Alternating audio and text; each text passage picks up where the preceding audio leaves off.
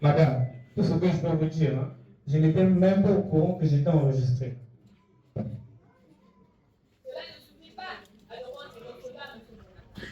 L'audience décidera de sa valeur probante.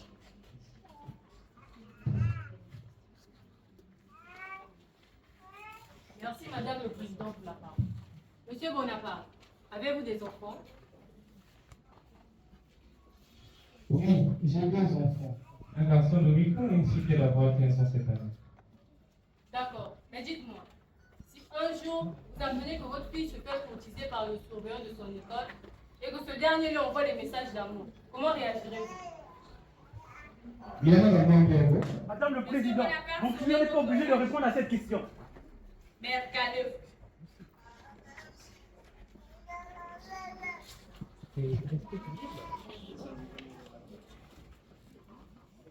Bien, poursuivons.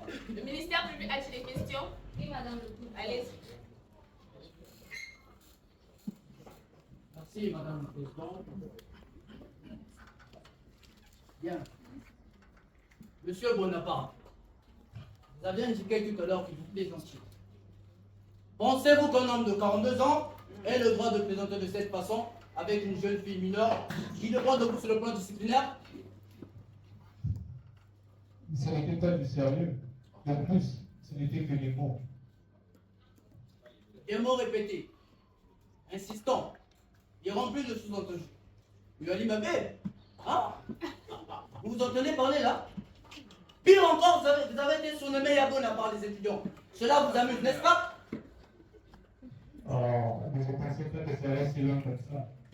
Ah bon? Laissez-moi rire comme vous. En tout cas, par manque de curiosité, vous voilà devant la justice.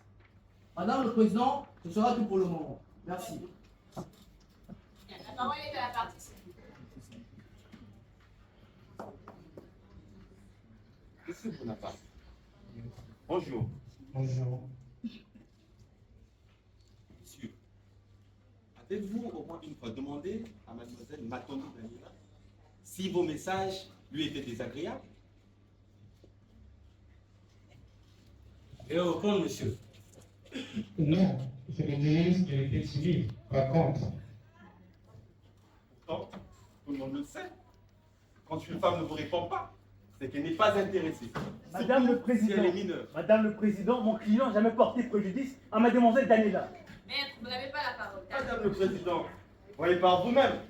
Cette réaction en dit non. Ce sera tout pour l'instant. Merci, maître. Monsieur Bonaparte, vous pouvez regarder. Le tribunal prend acte des déclarations du prévenu. Elles seront examinées à la lumière des témoignages à venir. Nous allons maintenant entendre la plaignante, mademoiselle Daniela Matondo. Mademoiselle Daniela Matondo, veuillez vous avancer à la barre.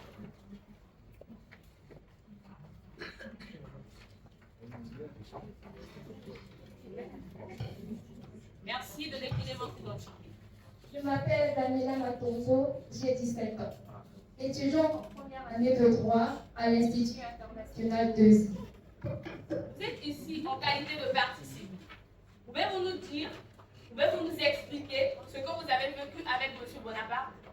Au début, il était juste gentil. Je ne m'attendais pas à ce que ça devienne bizarre. Il me parlait trop, il me regardait bizarrement, il insistait. J'ai fini par lui donner mon numéro parce qu'il n'arrêtait pas de demander. Il envoyait des messages, il m'appelait, il me disait qu'il m'aimait. Moi, je riais avec mes copines au début, on trouvait ça gênant, mais drôle. Puis il a commencé à m'attendre, à m'appeler la nuit. Ça me faisait peur, je ne savais plus quoi faire. J'étais mal, je voulais juste qu'il me laisse tranquille.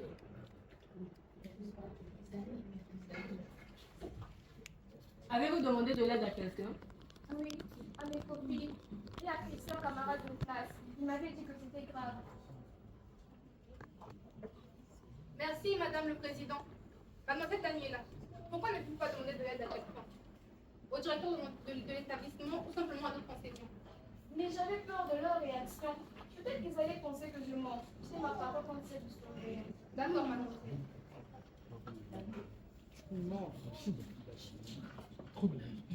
La défense a-t-elle des questions? Oui, Madame le Président. Allez-y. Mademoiselle Matondo, si j'ai bien compris, vous trouvez la situation grave, mais vous avez ri de ces messages. Oui, mais seulement au début, pas quand c'est devenu tous les jours. Vous avez ouvert une porte, et quand c'est devenu trop sérieux, vous avez commencé à vous plaindre. Mais décidément, les femmes sont vicieuses. Oh, mais quelle porte! Mais j'en ai honte. Madame le Président, ça sera tout. Très bien. La partie civile veut-elle interroger la victime? Non, madame le président. Qu'en est-il du ministère public? Ce ne serait pas nécessaire, madame la présidente. Très bien. Mademoiselle Daniela. Bien. Le tribunal invite donc les parties à exposer brièvement leur lecture des faits avant l'ouverture des auditions. La parole est à la partie civile. Madame le Président, Mesdames les juges, l'acte d'accusation que vous avez sous vos yeux nous reflète une infime partie de ce que Daniela a vécu. Permettez que je vous donne une lecture plus fidèle, une lecture plus entière. Tout commence en octobre 2024. Daniela a 16 ans.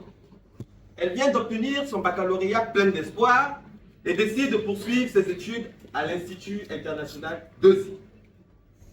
Mais quelques mois après, elle tombe entre les griffes d'un homme 2 fois plus âgé, Jean-Martin Bonaparte, 42 ans, un surveillant.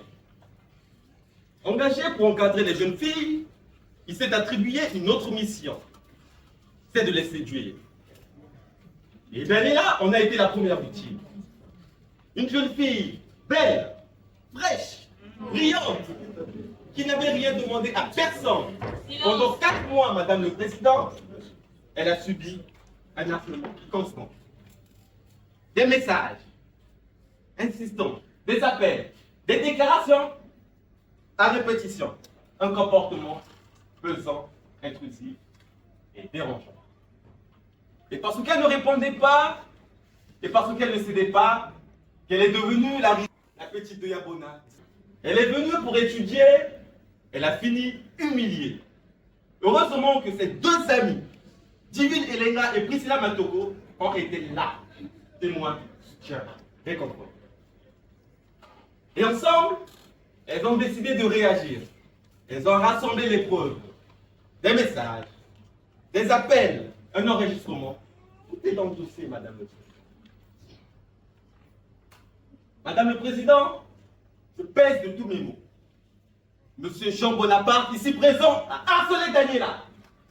Il a profité de sa position, de son autorité et de son écart d'âge. Et tout cela constitue des circonstances aggravantes. Mais au-delà de cette affaire, il y a une réalité plus large. Combien de jeunes filles souffrent cela en silence? Combien n'osent-elles pas parler? Daniela a osé. Elle a publié l'enregistrement, elle a pris la parole, et aujourd'hui, on voudrait nous faire un procès. Madame le Président, ce n'est pas à la victime de se taire, c'est à l'agresseur d'arrêter les frais. Nous appellerons à la barre Divine Elenga et Priscilla Matoko, ainsi que Madame Matondo, qui vous dira dans quel état sa fille se trouve aujourd'hui. Ce procès n'est pas celui de l'émotion, c'est celui des faits. Et les faits, Madame le Président, sont têtus. Merci, maître. La parole est au ministère public.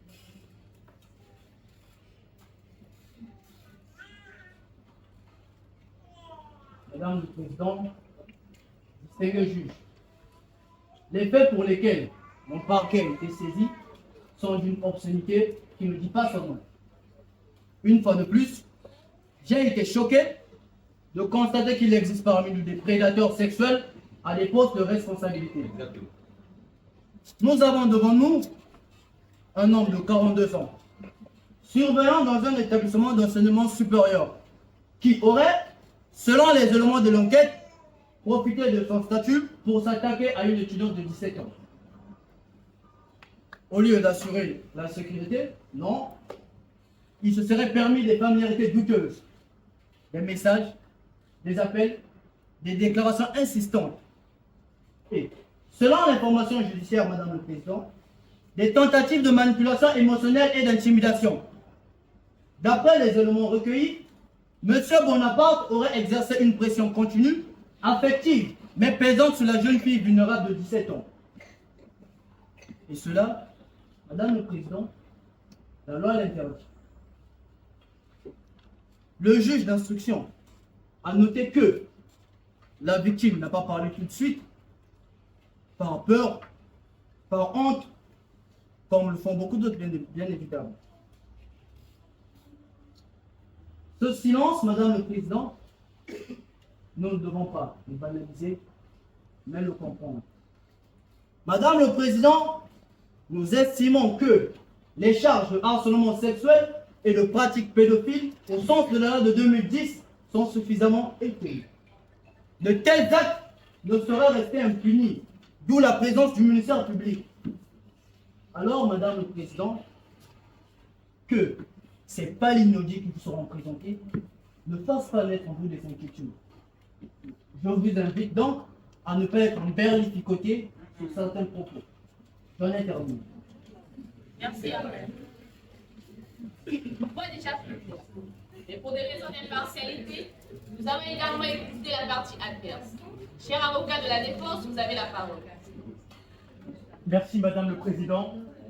Mesdames les juges, membres de la Cour, je me réjouis de votre prudence, car vous le saviez mieux que quiconque. Celui qui part souvent en premier, ceux qui partent souvent en premier ont souvent raison, jusqu'à ce qu'on écoute le second. Mon client d'ici, Monsieur Jean-Martin Bonaparte, ne nie pas avoir envoyé des messages à mademoiselle Matondo Daniela. Il a déjà reconnu. Mais depuis tout à l'heure, on nous parle de harcèlement, de pression, de traumatisme profond. Mais personne ne nous dit comment M. Bonaparte a obtenu le numéro de Daniela. Personne.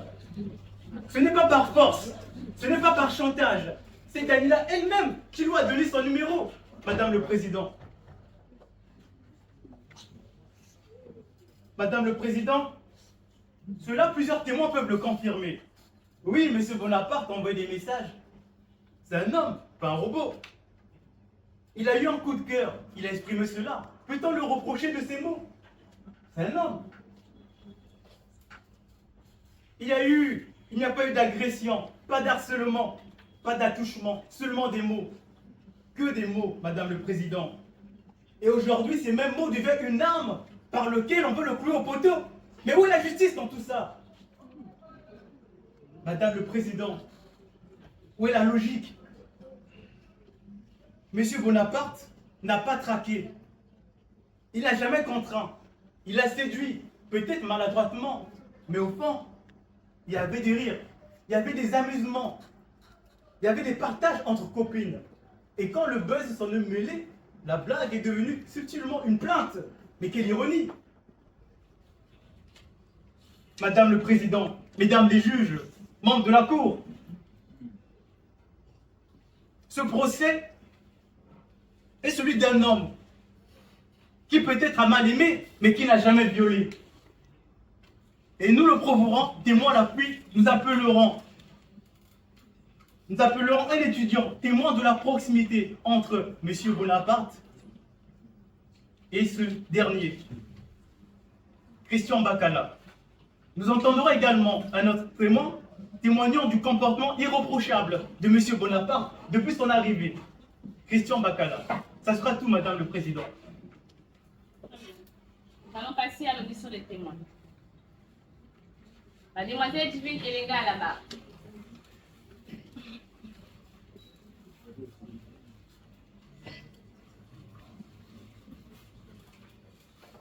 Merci de définir votre identité.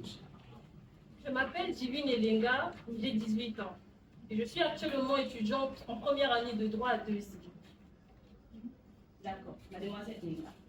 Vous êtes présentée comme une amie proche de Mademoiselle Napoli. Que pouvez-vous nous dire sur la relation entre elle et M. Bonaparte? Oui, Madame le Président. Daniela est ma camarade de classe et une amie très proche. Mais en réalité, tout a commencé vers la fin de l'année 2024.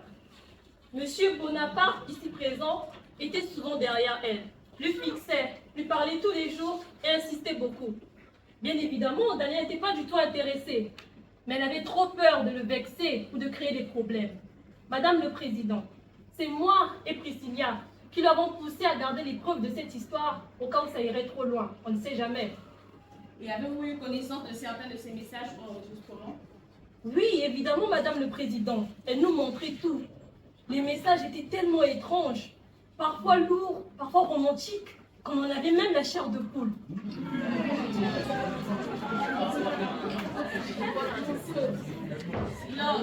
Il a reçu des appels tard le soir, Madame le Président. Et le comble, c'est qu'elle avait même peur d'aller seule à l'école, à cause de Monsieur Bonaparte. D'accord. Le témoin est la partie civile est à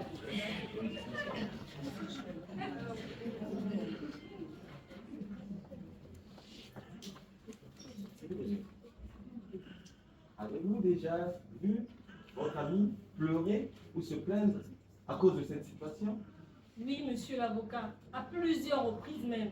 Elle nous disait qu'elle n'en pouvait plus, que tout ce qu'elle voulait, c'est que monsieur Bonaparte lui laisse tranquille. Mais bien évidemment, ce pédophile sans vergogne ne l'a jamais fait. Merci, Madame le Président. Ce sera tout. D'accord. La parole est à la défense. Merci, Madame le Président. Mademoiselle Elena, Daniela a-t-elle parlé de cette histoire avec vous à un moment donné? N'avez pas vous-même trouvé cela bizarre au départ? C'est vrai qu'au départ, on se disait que c'était juste une blague, rien de vraiment grave. Mais dès lors que monsieur Bonaparte a commencé à l'appeler tard le soir, à insister malgré son silence, c'est là qu'on a su que cette histoire devenait de plus en plus sérieuse. D'accord, mais dites-moi, vous étiez cette conseillère, n'est-ce pas? Oui, madame. Alors, pourquoi l'avoir encouragé de donner son numéro de téléphone? Vous trouvez cela normal qu'une fille de 17 ans dans son numéro de téléphone d'un homme âgé de 42 ans? Non, mais madame, c'est pas ça. Qu'est-ce que vous recevez exactement? De l'attention, de l'argent peut-être, ou de le malveiller en direct? Madame le Président, la défense n'a pas le droit de révéler ce genre d'informations. Madame le Président, je vous invite à cogiter sur cette réaction. Ce sera tout. D'accord, mais la parole est au ministère du Finance. Merci, Madame le Président. Silence. Mademoiselle Elena, avez-vous quelque chose à ajouter? Je n'ai rien à ajouter. Tout ce que je peux dire, c'est que ma copine Daniela ne méritait certainement pas ça. Et j'espère que justice sera faite pour elle. Madame le Président, le ministère public se gardera d'ajouter quoi que ce soit. Merci. Très bien. Mademoiselle Juvine, Elena, vous pouvez regagner votre place.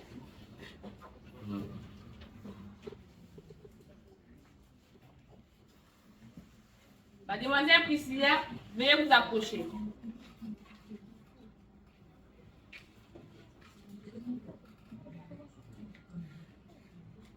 Très bien, je vais vous présenter. Madame le Président, je m'appelle Priscilla Matoko, j'ai 18 ans et je suis également étudiante à l'UNICI.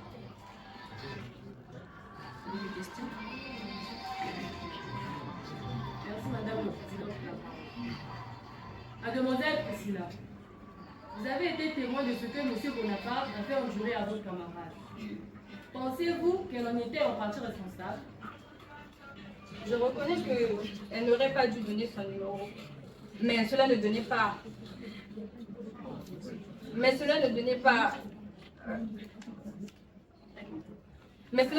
l'occasion à M. Bonaparte de la harceler. Mademoiselle, c'est vous qui l'avez donc conseillé de donner son numéro à M. Bonaparte? Oui, mais c'était juste pour rigoler un peu au début. Pour rigoler? D'accord. La défense, le témoin est reçu. Merci, Madame le Président. Mademoiselle Priscilla, je comprends bien. Vous avez conseillé votre ami de donner son numéro de téléphone, n'est-ce pas? J'ai déjà répondu à cette question. Vous avez donc encouragé votre ami de jouer avec les sentiments de M. Bonaparte? Ce n'est pas sérieux de votre part. Oui, madame, c'était juste. Juste pour rigoler, bravo. Avec un homme âgé de 42 ans, à cause de vous, il risque de passer le reste de sa vie en prison. Madame le Président, voilà donc le genre de personne que Daniela fréquente. Et ce qu'elle a fait vous étonne encore? Les mauvaises compagnies corrompent les bonnes mœurs, dit-on.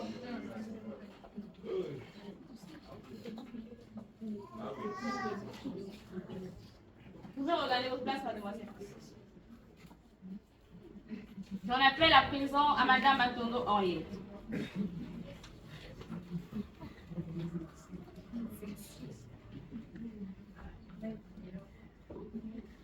Madame Matondo, le tribunal vous écoute. Merci. Comme vous le savez tous, je suis la mère de Daniela. Et je peux vous dire que ma fille, elle a totalement changé. Elle ne mangeait plus, elle ne parlait plus. Tout ce qu'elle faisait avant, actuellement, Daniela, ma fille, elle ne le fait plus. Juste, j'ai dû prendre un psychologue pour ma fille. Parce que je ne la trouvais plus en fait comme avant. Elle me faisait même peur vu ses réactions. Jusqu'au jour où elle-même, Dani, décide de me montrer les enregistrements de ce pervers de Bonaparte.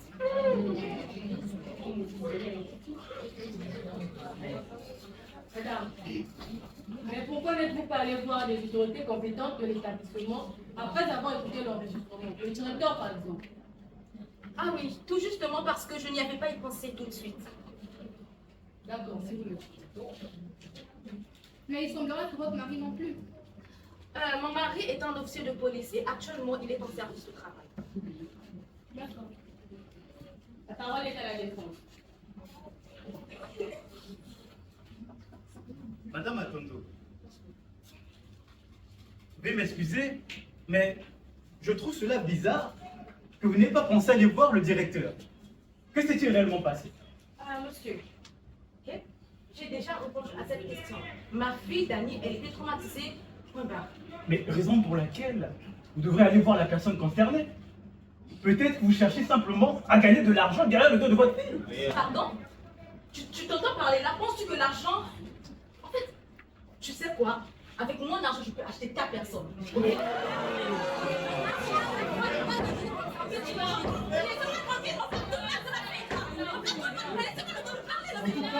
En tout cas, les actes pas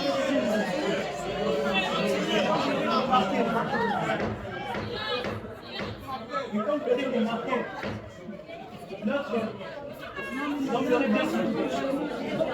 comme vous l'aurez bien souligné, notre collègue de la partie civile, Madame le Président, comme vous avez bien remarqué, notre collègue de la partie civile dit entendre que les faits sont têtus. Et la preuve, c'est ce comportement que vous venez de remarquer, un comportement barbare. Maître, veuillez pas être désobligé. Bien. Nous passons à l'audition des témoins du ministère public. Monsieur Zumba Albert, veuillez vous présenter devant le tribunal.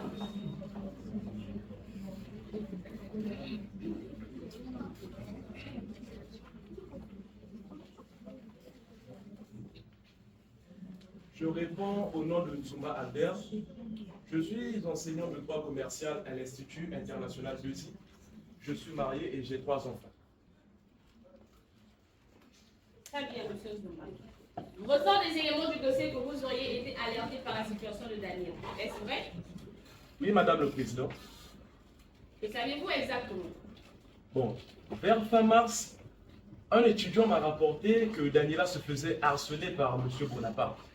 Cet étudiant, dont je ne citerai pas le nom, Madame le Président, tenait à ce que je puisse rapporter cette affaire auprès du promoteur de l'établissement. Et pourquoi ne l'avez-vous pas fait? Sauf pour votre respect, Madame, je suis juriste de formation. Et en tant que tel, je préfère être taciturne en l'absence de preuves. D'accord, si vous le dites. On suppose donc que vous avez mené une investigation. Bon, pas vraiment. J'ai d'abord essayé de parler à M. Bonaparte. Et ce dernier m'a fait comprendre qu'il n'y avait absolument rien entre lui et Daniela. Et après ça, comme n'importe qui, j'ai banalisé l'affaire en me disant que l'étudiant avait peut-être fait une blague. Dites-moi, monsieur, arrive-t-il souvent que les étudiants fassent ce genre de blague? Bon, pas vraiment, mais au-delà du moment, c'est ce que je me suis dit. Très bien. Ministère public, le témoin est à vous.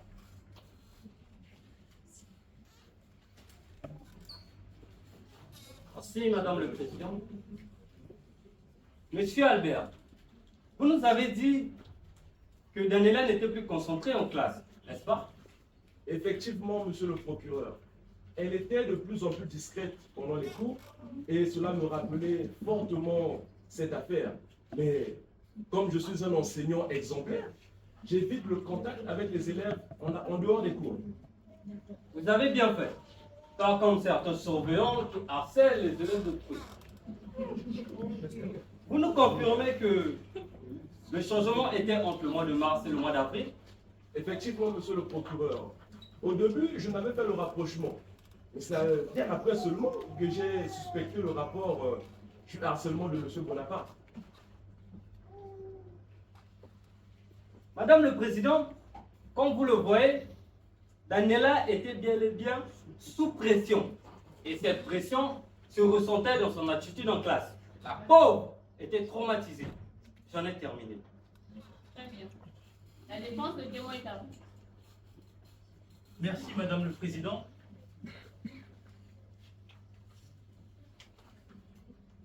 Monsieur Bonaparte, Monsieur Njumba Albert, je rectifie. Voyez-vous, nous avons fait quelques recherches et nous avons appris que vous étiez enseignant à la faculté de droit de Mariam Wadi. Est-ce bien le cas? Oui, effectivement, c'est exact. Très bien. Alors, pouvez-vous dire devant le tribunal pourquoi avez-vous été suspendu entre 2023 et 2024 par le nom de la faculté? Mais est-ce que c'est ça le sujet? Mais veuillez simplement répondre à la question. Eh bien, Madame le Président, figurez-vous que cet homme a été suspendu par le don de la faculté de droit à cause de plusieurs plaintes déposées contre lui. Et selon ces plaintes, M. Albert serait responsable de harcèlement sexuel envers ses étudiantes. Et le pire, c'est qu'elles sont tous mineurs. Madame le Président, ces informations relèvent de la vie privée du témoin. La défense n'a pas le droit de le divulguer plus tard. Madame le Président, entre la vie privée et la vie professionnelle, il n'y a qu'un pas lorsqu'on est enseignant. Monsieur Albert refuse tout contact avec ses étudiantes parce qu'il essaie de faire profil bas à cause de ses actes illicites, pas pour des raisons déontologiques. Et Madame le Président, la défense n'a pas le droit de révéler ce genre d'informations. Madame le Président, voilà ce genre de témoin que le ministère public fait. Madame le Président, le ministère public n'est pas politique. Elle n'est pas pour le travail. Elle ne pas le travail. Putain, on ne peut pas prendre la demande de nous sommes au Congo.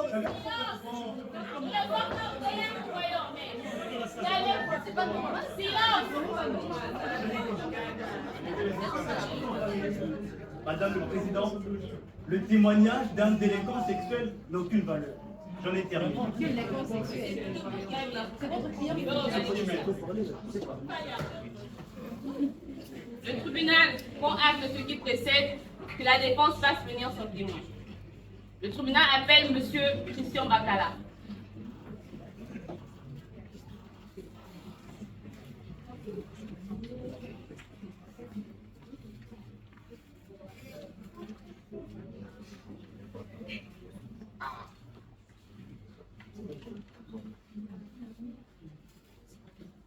Monsieur Bakala, nous vous écoutons. Madame le Président, je trouve cette affaire injuste, en tout cas. Oui, Monsieur Bonaparte l'a exagéré, mais Daniela et ses copines se sont amusées de ça. Elles se sont moquées de lui. C'était pas du harcèlement, c'était du cinéma. Et maintenant, elle joue la victime.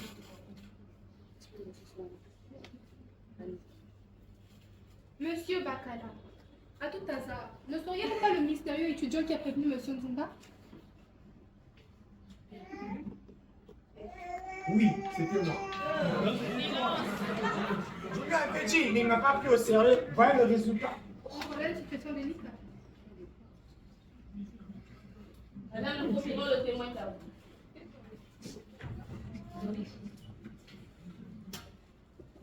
Merci, Madame le Président.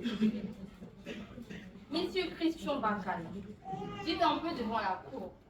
Seriez-vous peut-être amoureux de Mademoiselle Daniela? Ça, c'est quelle question vraiment? Ce n'est pas le sujet. Et pourtant, si, c'est peut-être par jalousie que vous avez voulu témoigner contre elle.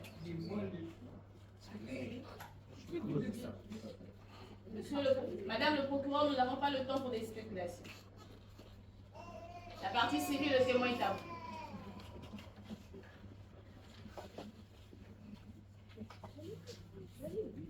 Merci, Madame le Président. Monsieur Batala, voyez-vous, votre collègue nous a fait savoir que vous l'aimez il y a quelques mois. Ne serait-ce pas par jalousie que vous êtes là? En tout cas, madame, moi j'ai juste dit ce que j'ai vu. Rien de plus. Madame le Président, voyez que de telles déclarations ne sauraient être prises au sérieux. Cet enfant est tout simplement animé par la jalousie, comprenez-le. J'en ai terminé. Très bien. Le tribunal se réserve le droit d'apprécier. Monsieur Christian Bacala, vous pouvez regarder votre place. On appelle à présent à Monsieur Théophane Itoile, dernier témoin de la défense.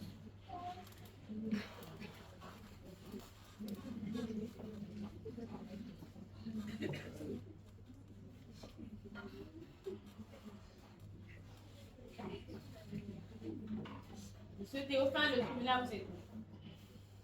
Eh bien, Madame le Président, je suis enseignant à l'ESI, Institut international, depuis 6 ans. Je connais parfaitement M. Bonaparte. Et d'après moi, depuis mon arrivée en tout cas, c'est un homme intègre, un homme poli, respectueux, qui n'a jamais eu de soucis avec certaines personnes. Je n'ai jamais eu à me plaindre de lui en tout cas. D'accord. La partie civile, le témoin est à vous. Monsieur Théophane, dites-nous, avez-vous au moins été informé des faits avant ce procès? Non, maître. Et c'est bien ce que nous sommes. Eh bien, nous sommes aussi surpris que vous. Ce sera tout, Madame le Président. Très bien.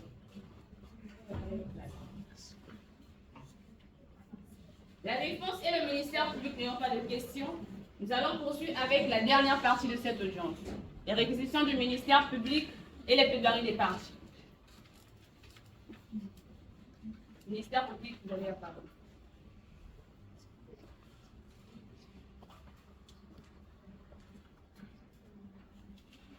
Merci, Madame le Président. Mesdames les juges, vous le savez pertinemment, le ministère public n'a jamais eu pour vocation d'agir contre les honnêtes citoyens. De la révolution à l'avènement de la démocratie, telle que nous la connaissons, son rôle a toujours été de veiller aux intérêts supérieurs de l'État, qui ne sont autres que la sécurité, la salubrité et la tranquillité. Tel est le contenu de l'ordre public qui se vertue à... Tel est le contenu de l'ordre public qui se vertue à préserver. Le ministère public est le garde du corps de l'État et en tant que tel, il se doit de garantir la sécurité des citoyens par le respect des règles qui, en cas de violation, conduit à une application de peine. Ces règles, Madame le Président, M. Bonaparte, il les a empruntées. Je dirais qu'il les a violées, et ça, c'est la manière la plus perverse qui soit.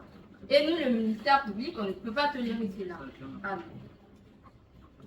Les infractions sont multiples. Les citoyens ici présents en ont connaissance. Mais il y a toujours des personnes qui veulent aller à contresens. Jour après jour, je constate que leur fils a été poussé au summum.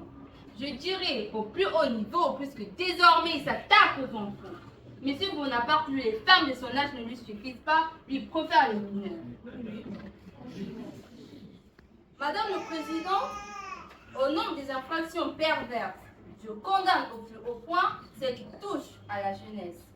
Celle-là qui touche à notre jeunesse. Et cet homme, ici présent, est un danger pour la jeunesse. Monsieur Bonaparte est un danger pour la jeunesse. Je le dis et je le répète. Du haut de ses 42 ans de vie sur Terre, il n'a eu aucun scrupule à harceler une petite fille de 18 ans à peine. Et ça, c'est chaque jour, du matin au soir, pendant 4 mois. 4 mois, Madame le Président, je vous le redis. Des appels incessants, des messages, oppressions, des tentatives d'attouchement, et ça, c'est même dans les couloirs de l'établissement. Si ce n'est pas du harcèlement, alors même la cour, dites-moi, qu'est-ce que c'est? L'article 14 de la loi Moebara est très clair à ce point. Constitue un harcèlement sexuel. Toute avance sexuelle répétée et sans réciprocité, une attention sexuelle non sollicitée, une demande d'accès ou de faveur sexuelle, toute allusion sexuelle ou autre attitude verbale ou physique de nature sexuelle. Lorsque celle-ci empiète sur le travail ou encore crée un environnement de travail intimidant, hostile ou choquant. Et au regard de la minorité de la victime, de l'autorité que le prévenu avait sur elle en tant que surveillant, nous sommes face à des circonstances aggravantes. Madame le Président, je n'ai rien de personnel contre cet homme, mais compte tenu de ses actes, je ne peux pas le laisser en liberté et être en paix avec ma conscience. Par conséquent, je me dois de faire mon travail avec la loi comme fondement. Ainsi, puisqu'il ressort de l'article 61 de la loi Moebara, tout auteur d'agression sexuelle ou de harcèlement sexuel est défini à l'article 16 de la présente loi en milieu professionnel, religieux, scolaire ou académique est puni de 5 à 10 ans d'emprisonnement et de 500 000 à 5 millions de francs CFA d'amende. Le ministère public requiert 10 ans d'emprisonnement et 2 millions de francs CFA d'amende pour harcèlement sexuel avec circonstances aggravantes. L'avocat général se prononcera sur son chef d'accusation. Madame le Président, il est temps de mettre ce délinquant sexuel hors d'état de nuire. Faites le bon choix. Merci. Très bien, poursuivons.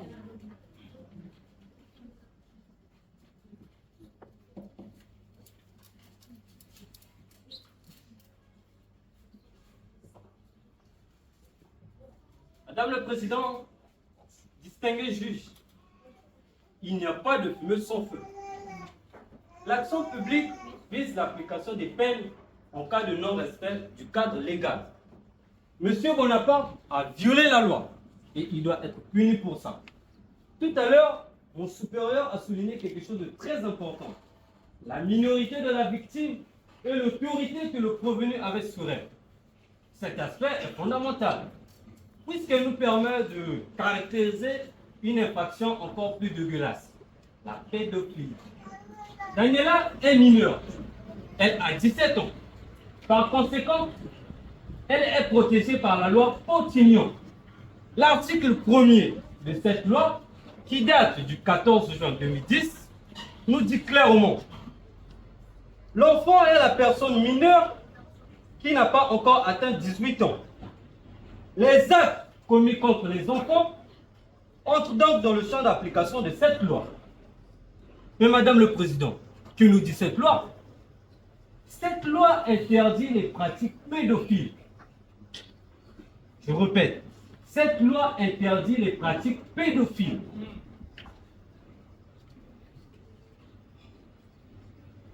Permettez-moi de vous éclaircir encore sur la question. Quand un adulte prend pour cible un enfant, eux seront coupables d'agression sexuelle à son égard, on est face à une pratique pédophile. Vous prenez besoin de vous rappeler ce qu'on entend par agression sexuelle. Vous et vos juges, vous êtes des juristes dignes de ce nom. Monsieur Bonaparte s'est rendu coupable de ces actes. Et ce n'est pas discutable. Non, ce n'est pas discutable. La jeunesse est l'avenir de ce pays. Les pédophiles sont un réel danger pour cet avenir. Nous n'avons pas besoin de ici. Nous n'avons pas besoin de ici. L'article 121 de la loi Potignon dispose clairement que tout contrevenant aux dispositions de l'article 67 de la présente loi sera puni d'un emprisonnement de 3 à 5 ans et d'une amende de 1 à 10 millions de francs CFA. Je rappelle que l'article 67 est celui qui interdit les pratiques pédophiles. Le ministère public requiert donc 3 ans d'emprisonnement et 2 millions d'amende pour ce chef d'accusation. C'est le prix à payer lorsqu'on devient délinquant et lorsqu'on s'attaque aux enfants. Madame le Président, ce procès, ce n'est pas seulement celui de M. Bonaparte. C'est pour tous ceux qui se croient intouchables derrière leur statut. La loi est là. Et aujourd'hui, elle parle. J'en ai terminé. Très bien. Le tribunal se gardera d'apprécier les faits à la lumière du droit positif. La parole est à la partie civile. Merci, Madame le Président. Madame le Président, Mesdames les juges, chers membres du tribunal, il y a des choses que les mots peuvent dire et d'autres que même les mots ne sauraient exprimer. Ce que Daniela doit, mais c'est une intrusion dans sa vie, dans son intégrité et dans sa dignité. Elle avait 17 ans. Elle venait tout juste de commencer sa vie d'étudiante. Elle voulait apprendre le droit, mais par contre, elle a appris la peur. Et cette peur, Madame le Président, elle a un nom. Jean-Martin Bonaparte. Un homme âgé de 42 ans. Un surveillant, un adulte. Quelqu'un qui est censé protéger, pas courtiser, pas insister, encore moins harceler Madame le Président. Les faits sont là. Des messages, des appels, des avances sans réciprocité. Une pression psychologique, un inconfort permanent. Et au milieu de tout cela, une jeune fille qui tente de garder la face. Une jeune fille qui sourit devant ses amis mais qui s'effondre le soir. Et maintenant, Madame le Président, on voudrait banaliser cela. On voudrait nous faire croire que Daniela est complice, qu'elle a suscité tout ça parce qu'elle a donné son numéro. Mais Madame le Président, dites-moi, donner son numéro est un signe de consentement depuis quand? Dire d'un malaise n'est pas y consentir. Et se taire, ce n'est pas dire. Le harcèlement sexuel, ce n'est pas une fiction. C'est une réalité juridique, sociale et humaine. Et cette réalité, notre cliente l'a vécue chaque jour, et cela pendant des mois. Le préjudice moral subi par Daniela ne saurait rester sans conséquence. D'ailleurs, l'article 2 du Code de procédure pénale congolais est clair à ce sujet. L'action civile en réparation du dommage causé par un crime, un délit ou une contravention appartient à tous ceux qui ont personnellement souffert du dommage directement causé par les faits objet de la prévention. Fort de cette disposition légale, la partie civile demande, en guise de dommages et d'intérêts, la somme de 800 000 francs CFA pour le préjudice résultant du traumatisme subi par Daniela. Cette somme, Madame le Président, ne réparera aucunement le traumatisme que Daniela a vécu. Mais elle sera le symbole d'une justice qui veille au respect des règles. J'en ai terminé. Merci, Madame. La partie civile peut poursuivre avec cette débat.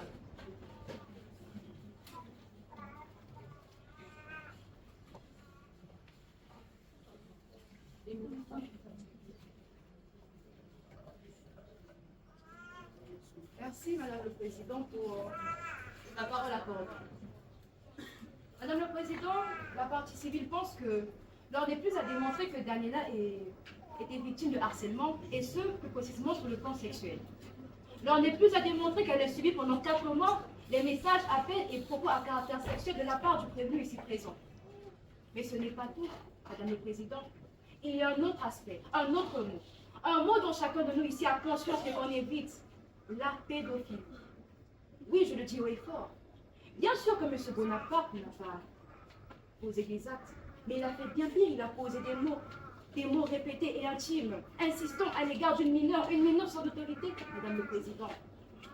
Je ne vous apprends rien que cela de notre droit constitue un acte irréparable, très grave. Nous sommes là. Essayons de défendre ce prévenu, un délinquant sexuel. Mais au regard de tout cela, ne me vient à l'esprit qu'une seule question, Madame le Président. Qu'auriez-vous fait si c'était votre fille? Cher public, qu'auriez-vous fait si c'était votre sœur? Mesdames ici présentes, Madame à la Défense, qu'auriez-vous fait? Vous, à 17 ans, seriez-vous resté présente à la maison en train de regarder Louis Plus? Je ne pense pas. Vous auriez sûrement réagi.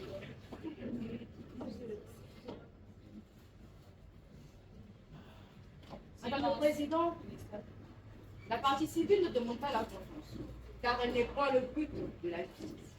cette même justice que nous demandons au nom de mademoiselle Daniela Matondo. Nous réclamons la justice qui répare, qui protège, celle qui sauve, celle qui fait justice pour les victimes comme Daniela Matondo. L'action civile vise donc à l'indemnisation de la victime qui a personnellement souffert du dommage directement causé par l'infraction. Et je tiens à le rappeler que l'article 1382 du Code civil dispose expressément que tout fait quelconque de l'homme qui cause à autrui un dommage oblige celui par la faute duquel il est arrivé à le réparer. Madame le Président, moi que je ne me trompe, et je ne pense pas, c'est conformément à la loi que la partie civile réclame justice pour Daniela Matondo. Car n'oubliez pas, si le droit aujourd'hui ne parle pas pour cette jeune fille, sachez-le que demain nous serons responsables des nouveaux Bonaparte qui continueront à sévir, à arracher la virginité des jeunes filles innocentes. Et d'autres jeunes filles continueront à pleurer dans le silence. Car qu'est-ce qu'elles feront? La justice, si elle n'a pas pu parler pour elle, qu'est-ce que la justice pourrait faire aujourd'hui pour elle? Madame le Président, pensez à demain, car maintenant, ne vous appuyez pas sur de telles spéculations infondées. Je vous prie donc, Madame le Président, de ne pas l'ignorer. Veuillez accorder justice pour mademoiselle Daniela Matondo qui a eu le courage, accompagnée de sa mère, bien sûr, de pouvoir faire enfermer ce genre de crime. D'où la partie civile demande une indemnisation de 700 000 francs CFA pour le préjudice résultat de la pratique pédophile.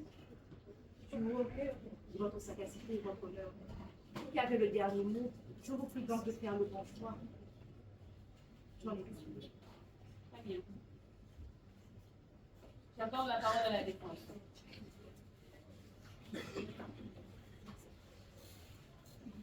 Merci, Madame le Président.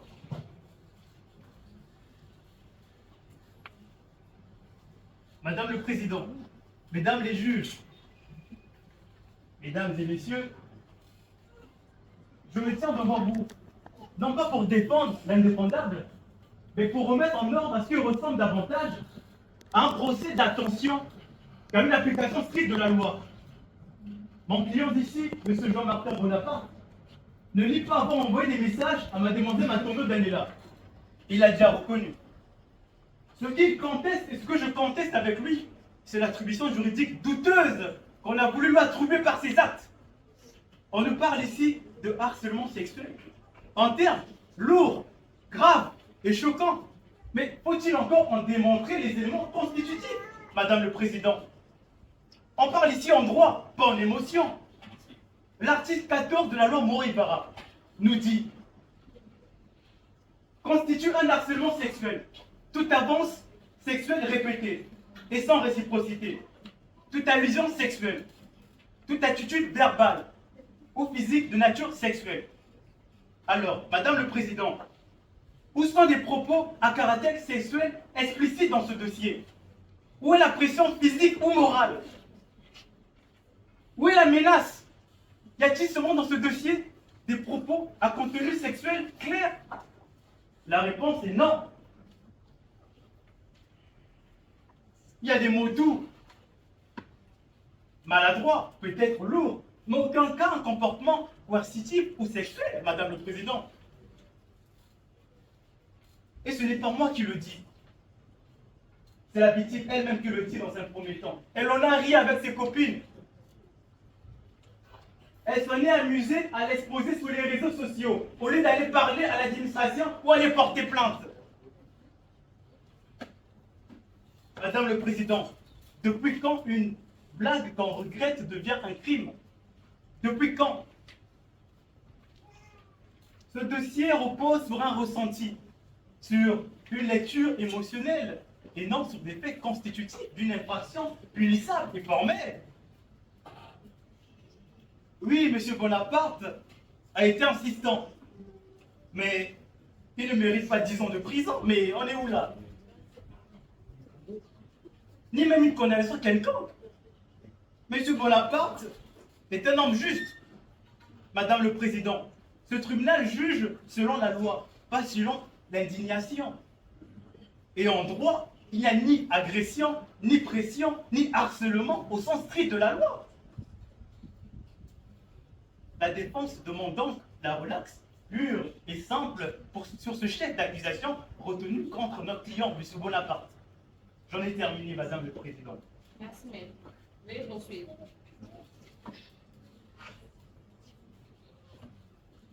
Merci, Madame le Président. Madame le Président, chers juges, mesdames et messieurs. Le ministère public a parlé tout à l'heure de pratiques pédophiles. Permettez-moi de répondre ces mots. Quand un adulte prend pour cible un enfant et se rend coupable d'agression sexuelle, on est face à une pratique pédophile. Je suis d'accord. Sauf que si, Madame le Président, il n'y a eu ni pénétration, ni d'agression, ni attouchement, le ministère public le sait, il vous l'a dit, mais il a glissé sur les mots. La loi du 14 juin 2010 à son article 67 parle de pratiques pédophiles comme tout acte de pénétration sexuelle ou d'agression sexuelle de quelque nature que ça soit commis sous la personne d'un enfant. Ok, mais dites-moi, Monsieur Bonaparte a-t-il eu un contact physique avec Daniela? Non. L'a-t-il touché? Non. L'a-t-il exposé à des contenus pornographiques? Non. Alors, comment peut-on sérieusement dire qu'il y a eu pratique pédophile ici? Parce que la victime a 17 ans? C'est vrai, elle est mineure. Mais ça ne suffit pas, et surtout, monsieur, madame le président, la victime elle-même a partagé les messages avec ses copines. Elle en a ri. Ce n'est pas la réaction d'une victime d'agression sexuelle, ça.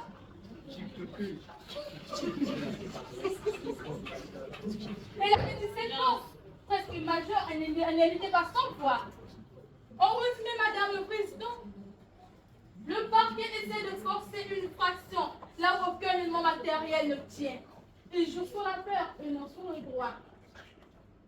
Alors oui, c'est une affaire désagréable. Une situation bancale, mais non, ce n'est pas une affaire de pédophilie. Pour ce chef également, Madame le Président, la défense demande la relaxe de son client. Et j'ai confiance à votre discernement. Je vous remercie. Merci, maître. Bien. Le tribunal déclare avoir reçu les réquisitions du ministère public ainsi que les plaidoiries des différentes parties. Il se prononcera conformément aux faits et aux droits positifs. La décision est donc mise en délibéré. La Cour.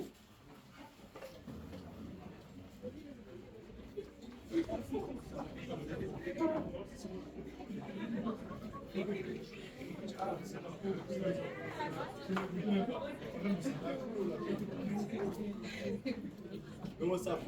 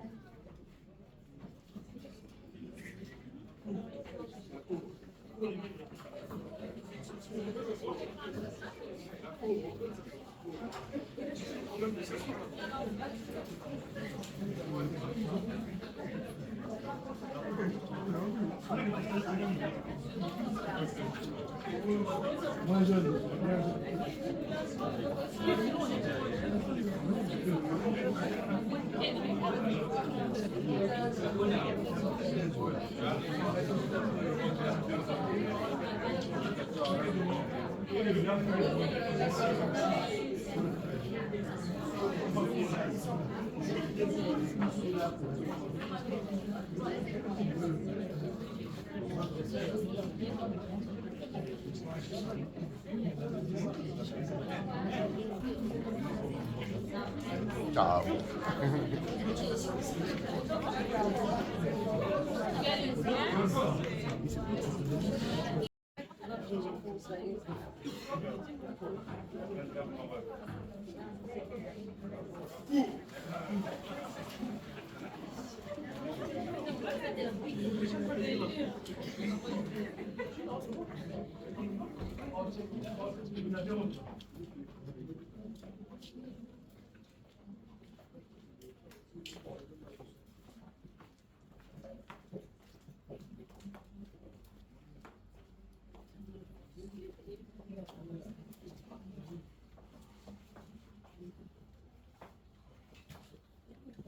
Veuillez prendre place.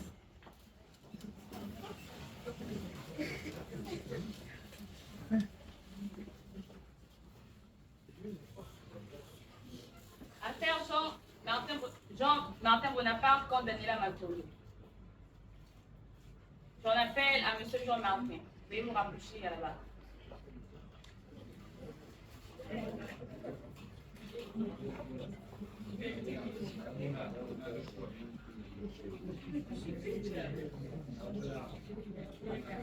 Compte tenu des faits reprochés contre Jean-Martin Bonaparte, le tribunal correctionnel retient 1. Sur le harcèlement sexuel, la loi Moué-Barra constitue un atout pour justifier le comportement du prévenu. 2. Sur le préjudice moral, les analyses psychologiques prouvent à suffisance que la mineure a subi des actions la mettant hors d'elle. 3. Sur l'action pédophile, aucun élément matériel n'a été prouvé. Par ces motifs, la Cour statuant publiquement et contradictoirement en matière correctionnelle et en premier ressort, après avoir délibéré conformément à la loi, condamne M. Jean-Martin Bonaparte à 1 an et 6 mois d'emprisonnement,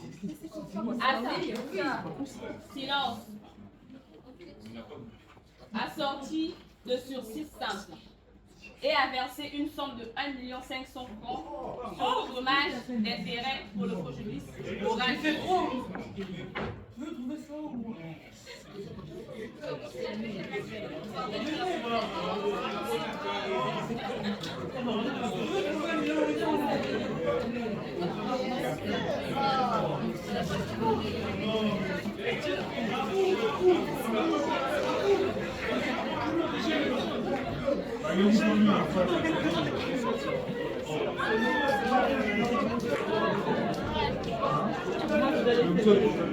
La police pour arrêter un petit peu.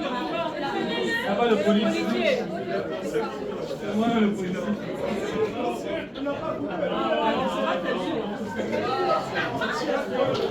Ah,